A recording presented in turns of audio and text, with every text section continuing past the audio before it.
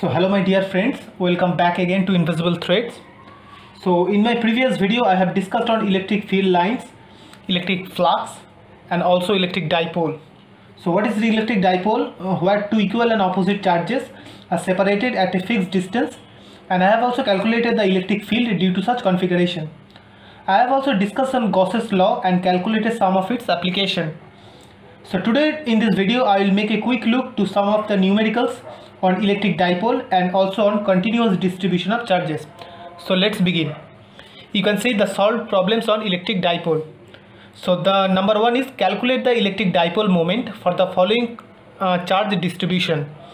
So you can see from the two figure there is two perpendicular axes x and y, and the dipole at a distance from the origin. This is the origin. At a distance a, small a from the origin, there is plus q charge, and at a distance minus a from the origin there is plus q charge, again similar charge. So this point has the position vector of small a I cap, and this point has the position vector of minus a I cap. So what is the resultant dipole moment? So dipole moment, the small p vector is equal to the charge times its position vector. So for this one, plus q times small a I cap, plus this one is also plus q times minus a I cap. So the resultant the dipole moment is 0. But you can see for this configuration, this plus q charge is at the origin, so its position vector is 0, and this plus q charge is at the position vector of small a I cap. But so it has a resultant dipole moment of qa I cap. So what is the conclusion we can say from here? We can see that the electric dipole moments depends on the charge choice of the origin and charge configuration.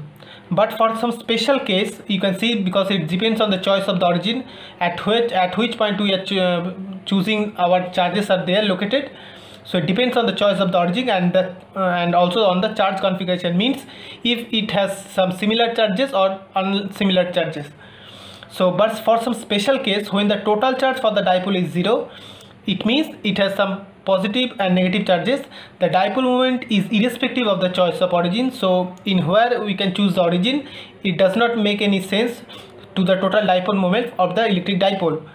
So for two different charges, dipole moment acts toward minus q to plus q and independent of the origin. So our second problem is like two small identical dipoles AB and CD, each of dipole moment small p, are kept in an angle of 120 degree as shown in the figure. So you can see from the figure that two small dipole, this one is AB, this is minus q, this is plus q, this one is CD, this is plus q, this one is minus q.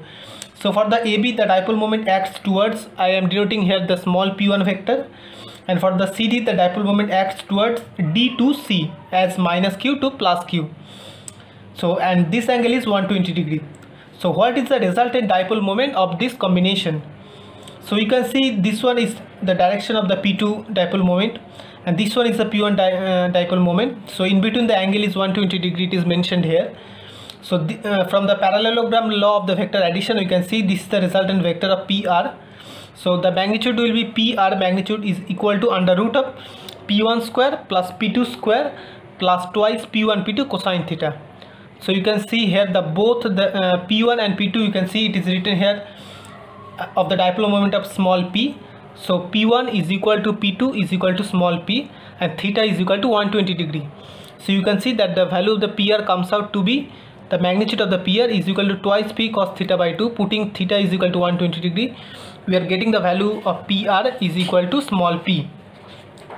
So what is the angle alpha? Tan alpha comes from the formula tan alpha is equal to P2 sin theta divided by P1 plus P2 cosine theta. So what is alpha? You can see from this diagram, this angle is denoted as alpha. So the resultant makes with the angle P1 dipole moment denoted as alpha. So the tan alpha is equal to P2 sin theta divided by P1 plus P2 cosine theta is equal to P1 is equal to P2 is equal to small p. So small p times sine 120 degree divided by small p plus capital small p cosine of 120 degree. Putting the values of these two, we get the value of tan alpha is equal to root 3. So alpha is equal to 60 degree. So again we can see that this angle is 60 degree, this angle is alpha. So the angle that PR makes with the x-axis would be 30 degree. So from the diagram we can see that PR will make an angle 30 degree with the x-axis. It means with the direction of the electric field, because the electric field acts towards x direction. So the resultant torque will be tau is equal to PR cross E. We know the torque is a vector product and it acts both perpendicular to the direction of the dipole moment and the electric field.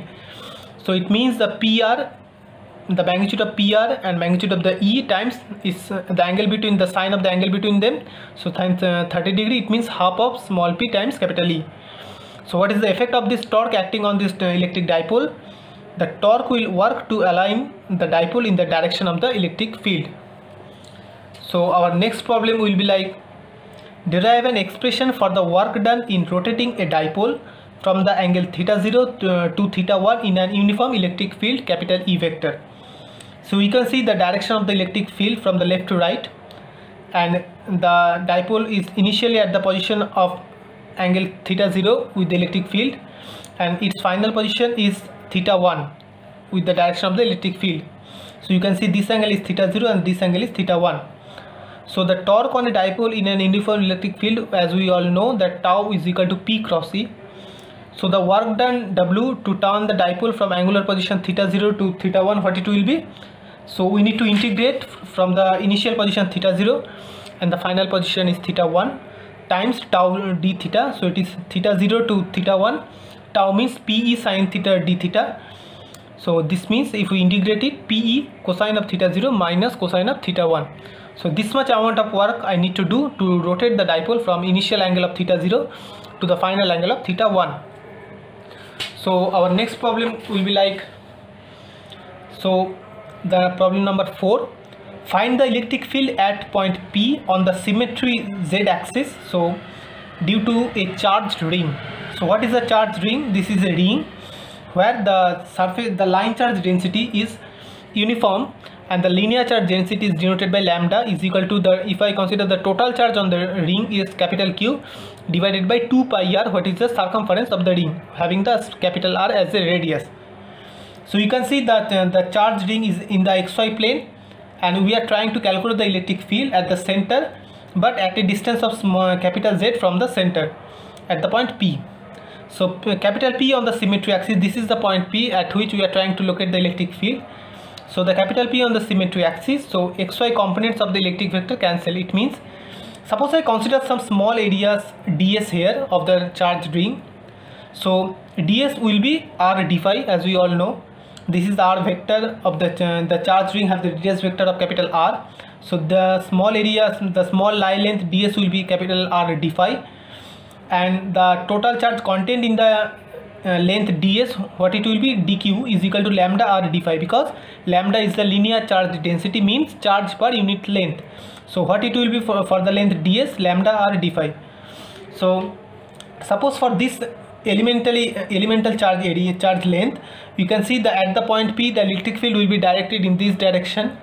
Similarly, but if I just take the projection of this electric field, the amount of electric field here in this direction and in this direction, so you can see for similar of this point here, if I can find the same point here just opposite of the charged ring, for this point also the electric field will be directed in this direction, but it has also two projections in z direction and also in the xy plane. So both the xy components will cancel, but for the z direction, due to the symmetry, each electric field component along z direction will add up.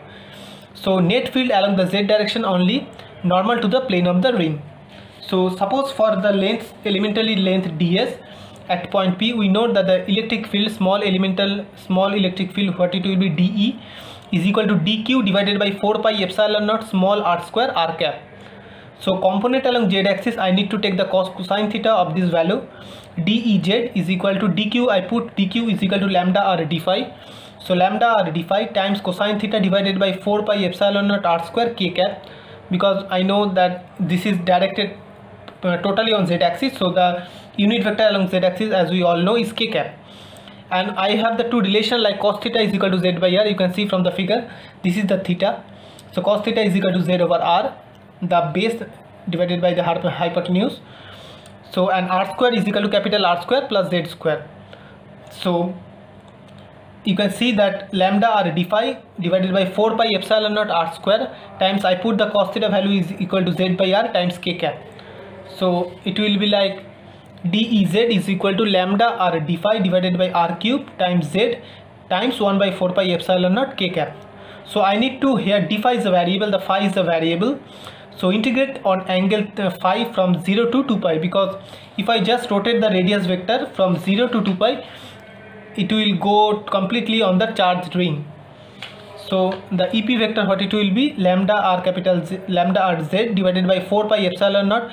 I put the value of r cube here. R cube means, small r cube means r square plus z square whole to the 3 by 2 times k cap, and the integration will be on phi. So phi, the limit, lower limit is 0, upper limit is 2 pi, so 2 pi d phi. So the value comes out to be, after putting that lambda is equal to capital Q over 2 pi r, I get the value of EP at the point P due to the total charge ring is equal to ZQ divided by 4 pi epsilon naught r square plus z square whole to the 3 by 2 times k cap, where Q is the total charge of the ring. So and Z is the distance of the point P from the center of the charged ring. So you can see that when the point is far away, so we can get the value that when the point is far away, it means the Z value is very greater than capital R. It means R means the radius of the charged ring. You can see that the EP is equal to capital Q divided by 4 pi epsilon naught Z square. So that the ring looks like a point charge if the point P is far away. So we can say that the ring looks like a point charge. It means the total charge is concentrated at the center. So our next problem will be like the electric field due to a disk of charge for the point P on Z symmetry axis. So previously I have taken one charged ring. Now it is a disk, like a circular disk. So I need to consider the surface charge density. Sigma is equal to, if I consider the total charge on the disk is capital Q, so its surface charge density will be Q, capital Q divided by pi r square. Similarly, I consider at a distance of from the center at a distance of small r, an elemental area of dA. So the charge content, what it will be, dq is equal to sigma dA, and what is the value of the elemental area dA is equal to r dr d phi. In the cylindrical coordinate, I know that the elemental area, what it will be, r dr d phi. And similarly, like before, the two relation cos theta is equal to z over s, you can see this is the theta. So z over s is equal to cosine theta, and s square, this value is s square, is equal to r square plus z square. So you can see now this s is a variable quantity. So for this elemental area having the total charge dq is equal to sigma dA, means sigma r dr d phi. So for this elemental charge contained in the area of dA, I can see that the electric field at the point P, what it will be, dEz is equal to dq divided by 4 pi epsilon naught, the distance is s, so dq divided by 4 pi epsilon naught s square times cos theta k cap. So I already took the direction along the z axis, so that there will be cosine theta factor, the projection of this vector along this z axis. So it will be 1 by 4 pi epsilon naught times sigma, the dq is equal to sigma r dr d phi times cosine theta is equal to z over s. S means r square plus z square whole to the power half, and s square means r square plus z square times k cap. So this means sigma z r dr d phi divided by 4 pi epsilon naught r square plus z square whole to the 3 by 2 times k cap. So I need to do here two different kind of integrals. One is the integration on dr, and another one is on the azimuthal angle d phi. So integrating, I will get the value Ez is equal to 1 by 4 pi epsilon naught. If I integrate this one, sigma z will be constant, sigma z by 4 pi epsilon naught will be constant. So r will be integrated from 0 to capital R. 0 means at the center, and r means the radius of the charge disk, capital R. So 0 to capital R, r dr divided by r square plus z square whole to the 3 by 2 times the 0 to 2 pi on the azimuthal angle times d phi, and the unit vector will be along the z direction, so it is k cap. It means sigma by 4 pi epsilon naught, so 0 to 2 pi d phi is equal to 2 pi times 0 to capital R, r dr divided by r square plus z square whole to the 3 by 2 k cap. So it will be 2 pi sigma z divided by 4 pi epsilon naught, you can see, and if I integrate this one, you will get the value of minus 1 divided by r square plus z square whole to the half, and the lower limit will be from 0 to capital R will be k cap. So the value will be like sigma z by 2 epsilon naught. If I put the two limits, will be like minus of 1 by r square plus z square whole power half plus 1 by z times k cap. So Ez will be sigma by twice epsilon naught times 1 minus z divided by r square plus z square whole power half times k cap. So you can see for z very less than r. So if I consider the point at which we are trying to calculate the electric field, it means this point, this z distance is very less than the radius of this charged disk. So z, this one, is very less than this one, the r. So you can see that the disk looks infinitely large. I have discussed such case before in my previous videos. So the disk looks like infinitely charged one, and it has the infinite dimension in xy plane. So and the p close to the surface, so we can see that E disk comes out to be sigma by twice epsilon naught. So this expression I have calculated in my previous videos from using the Gauss's law for an infinite charge disk of infinite plane sheet, you can see. So the expression comes out to be sigma by twice epsilon naught k cap. So my friends, I am concluding my videos here. If you are facing any kind of problem or have any kind of request for me, don't hesitate to let me know in this video's comment box. Keep supporting and stay tuned. Stay safe. Thank you.